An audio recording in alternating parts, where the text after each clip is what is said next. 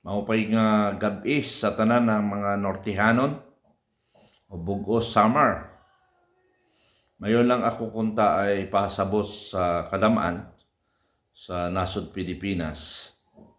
Tungod sa pa ini, adi pa kami. Didi pa ako sa summer na assign. Hasaya na may nakita akong drainage na diri nagfunction. Saya na ang kantidad sa project is more or less 2 million, 2 million more or less.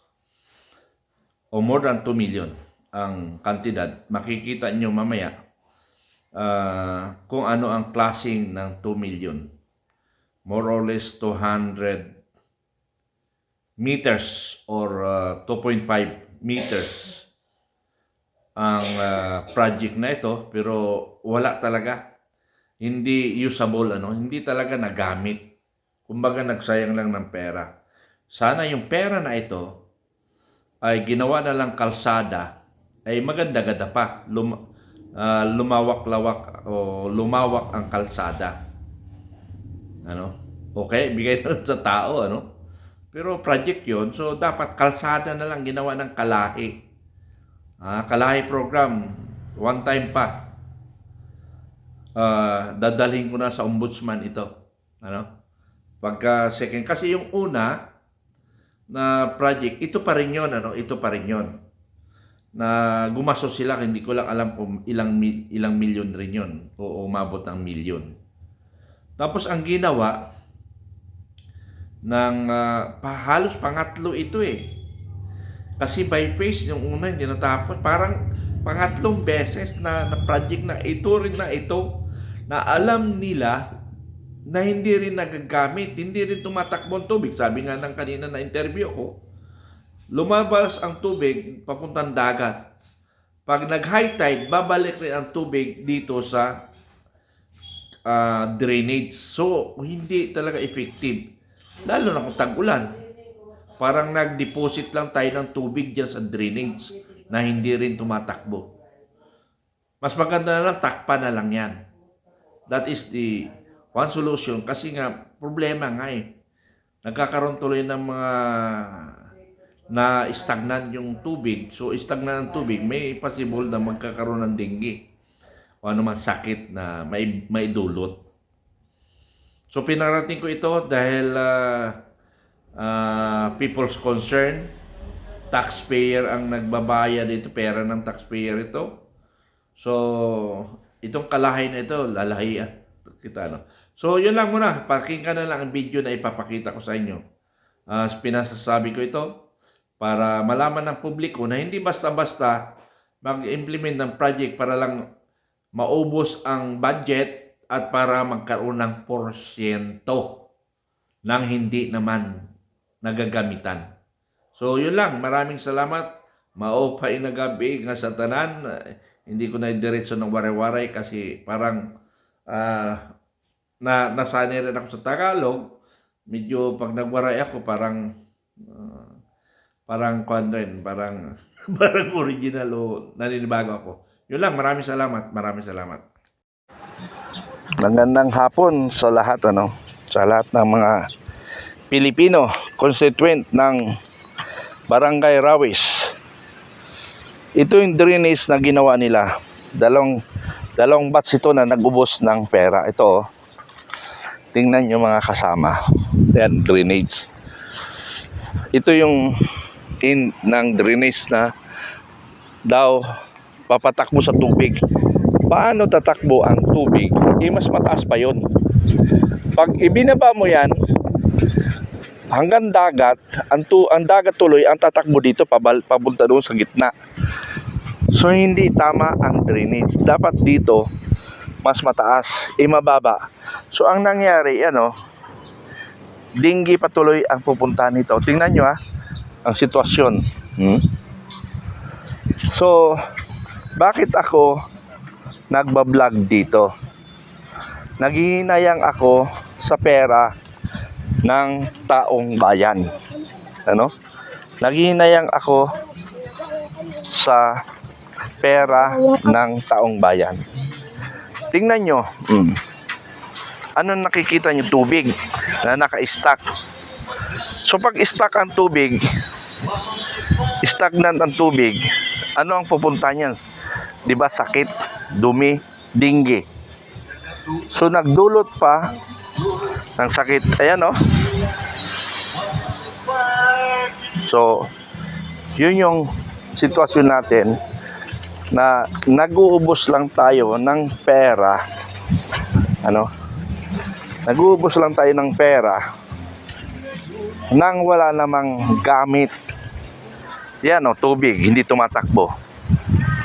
Kung ang pera nito, dalawang nakita ko, ibinigay sa tao ito, nakinabangan pa ng tao, biruin nyo 2 million sa walang gamit. Ang ibibigay, idudulot pa ito, sakit. Sakit ay idudulot ito, tin mo tubig oh. Hindi nakakatakbo. Kung matagal ang tag-init, sakit ang pupunta nito, dengue. Tingnan nyo, sayang. So ginawa na lang sana itong siniminto na lang nila para daanan ng tao, mas maganda pa. Hindi magi-stack ang tubig. So pinapakita ko lang ito dahil na-high blood ako because taxpayer rin ako. Pera natin ito eh. Hindi nila pera ito. Hindi pera ng politician ito. Pera ng taong bayan ito. Kaya naghihinayang ako. Baybayan ko ito hanggang doon sa amin ito eh.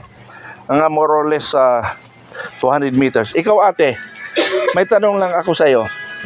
Kung gusto mo picture-picturean kita, tanong lang, sa palagay mo kaya, may gamit ba yung drainage na ginawa? Ha? Hindi mo alam. Parang nagagamit ba ito? Tingnan mo, tumatakbo ba ang tubig? Hindi. Hindi tumatakbo, ano? Tagulan. Hindi rin, di ba? Kasi mas mataas doon. Tagulan tuloy, di high tide. So ang tubig papasok pa doon, pabalik pa doon sa kalsada. So dapat ang ginawa nila pakalsada, di ba, kuya? Di ba, ate? Oh, so alanganin yung si ate magsalita kasi nga natatakot sila. Bakit tayo matakot? Pera natin ito. Yung pagbili mo ng candy, may tax kang binayad. Kaya pera natin ito, hindi pera ng gobyerno ito. Pera ng taong bayan na inaaksaya ng mga politician na ang gusto lang nila clearing para lang ma-implement ang pera. May labas ang pera para porsyento sila. So, yun yung kinakagalit ko dito. Dahil ako ay taxpayer. May mga kaibigan tayo dito, baka... Kuyang, sa observation mo dito, Kuyang, gumagana ba ang daloy ng tubig dito? Hindi ko po alam. Hindi nyo alam. Pero sa Tagulan, nakikita nyo, hindi. Dumadaloy, hindi. Wala naman. Ha? Ha? Wala. Saan dumadaloy? Saan tumatakbo? Hindi naman makatakbo doon, mataas doon. Pagkuhan. Tagalog. Ha? Iwaray gad kay mga wari-wari na mamati. Wara nababarani mataas dito. Hindi rin, automatic ito na kuhan na dadarangan ng tubig. Nadadara. O, hindi kan pag dudulok, mabalik na natin. Ayun, mabalik ta. So useless ang kanal, ang drainage. Kailangan mo yun ito. Ayun, doon sa tapat namin. Doon. Dapat ang solusyon kasi nito, dapat itinawid sa kalsada. Noong ko pa sinabi ito nung unang ano tawag nito, yung sponsor dito. Nagsayang ng pera. Kung ibinigay ang pera sa taong bayan, mas nakikinabang pa. O ginawa na lang kalsada ito, kaya ito, ginawang kalsada, mas magamit pa. Ito, katulad nito. Yan, otro na liwat. Oh, yan. Otro liwat. Kaya, nakipag-usap ako kay Kapitan, gagawa ako ng sulat na tambakan na lang ito. Gawin na lang kalsada. Kasi walang gamit rin yan eh. Para yung tubig, maghahanap na lang kung saan siya gagawa. Kung saan ang kuwan dyan. Kasi doon lang tatakbo yan eh. Tapos sa kanal, mag-i-stack ang tubig. Sige. Punod. Oo, kaya paabot nato ini sa nasyonal. Nasa lang sila sa pera. Bintuan, padara, ini. Tanawa ini, 2 million ini. Waray nga ni 100,000 ini. Oh, sige, thank you. I-report namin. So, yan mga kasama, no? Patuloy tayo. Diretso natin. Ito, para makita ninyo. Ang akin dito kasi, nagsasayang tayo ng pera eh. Porsyento kasi ang hinahabol nila dito. Para ma-dispose yung pera, kahit na it's useless project, ay gampanan nila. 2 beses na ito eh. Okay. Hindi oh. Ano, may gamit ini tubig dide? Sa drainage? Wala, di ba? Di rin nadalagan, di ba? Oh. Pero, ataas man dito, pag nag-high tide, balik ta. Hindi na kasunod din ito tubig. Oh, kaya walang dadalaganan sa tubig. Wala na. Adi ang mga kasangkayan ko. Oh, yan. Sila mismo testigo. Ako mismo testigo sa to. Testigo ako ta. Kaya kakawat nila mga kwarta. Diri kanira. Dipote sa mga pulukan ini. Mga nasa gobyerno. Okay. Medyo alanganin sila magsalita kasi alam mo naman. Pero dapat pagka alam natin karapatan natin, hindi tayo matakot. Hindi dapat tayo matakot. Pag alam natin karapatan natin. Ayan. Tingnan mo, haba oh. Tingnan nyo oh. Ano nakalagay? Basura. Basurahan yung drainage. Ayan oh, basura. Kaya sinugad ko kay Kapitan Flores, pag inaksip mo ining project na ini, ikaw ang babatikusin ko. Dahil kinukonsinti mo, tinotolerate mo ang mga proyekto ng mga nasa national government na waray pulos. Ito. Ano, basura oh. Tingnan nyo. Anong pan? So, ano. Puro, ayan, basura oh. Very clear oh. Yan oh. Basura. Yan. Basura. So, walang gamit talaga ng drainage.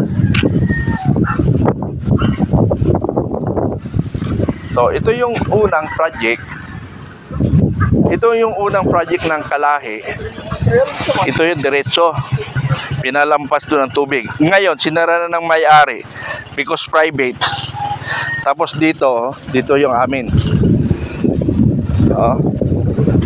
Ayan drainage ginawang drainage. Yung isa dyan pa-cross papuntang school. Nakita nyo ba? Walang pupuntahan, di ba? Ito yung sa amin. Kaya ako bilang isang taxpayer at saka residente ng mapiperwisyo ng drainage na walang gamit. Tingnan nyo nag-ubos lang ng pera ang ating mga nasa gobyerno. Sinayang ang pera.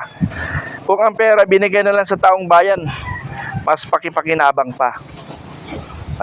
So kinausap ko ng kapitan dito na pag inaksip ni kapitan ito, si kapitan ang ireklamo ko.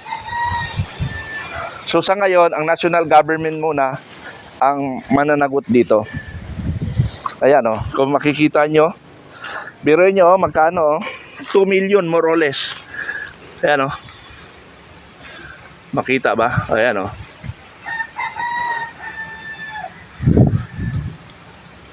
yan yung pera mayroong barangay counterpart 33,000. Nagbiga. Ito yung mga nagawa ng project.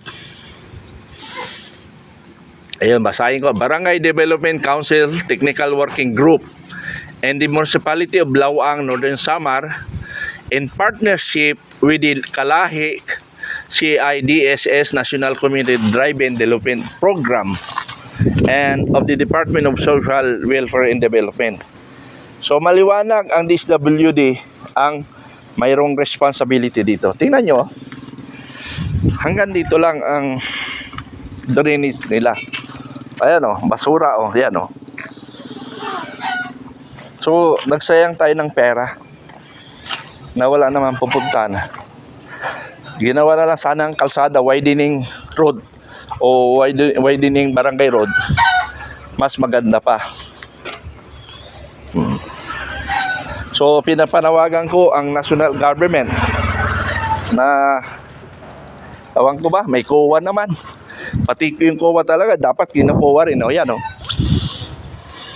Wala. Istak ko mo, mabaho. O baka naamoy niyo yung baho, ano? Naamoy ko yung baho, eh. Okay, yun na lang muna mga kasama. At ipaparating natin sa national government. Hello. Nandito ako sa Barangay Rawis, Lawang, Northern Samar. Ang aming auditorium. Ano? O covered court. Malaki, gado. Mas malaki ito kaysa standard doon sa Antipolo City. Almost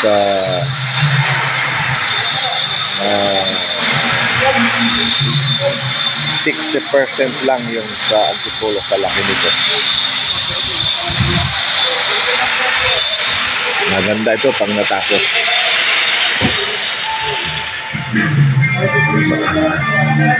Siguro sa akin estimate nasa 60% complete na, 60%. Ang tibay ng bakal.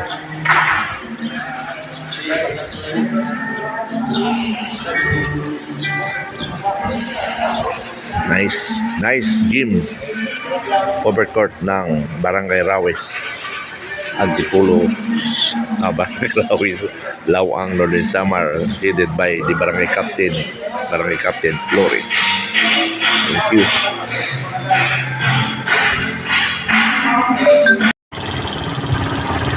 Barangay Rawis, junction of Barangay Rawis, Lawang, Northern Samar. Ito yung Maryland Natural Park, economic, no?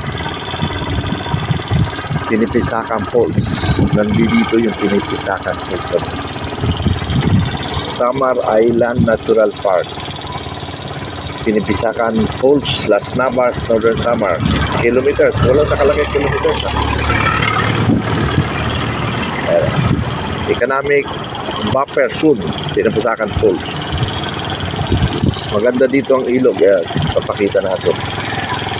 Okay, yun lang. Maraming salamat.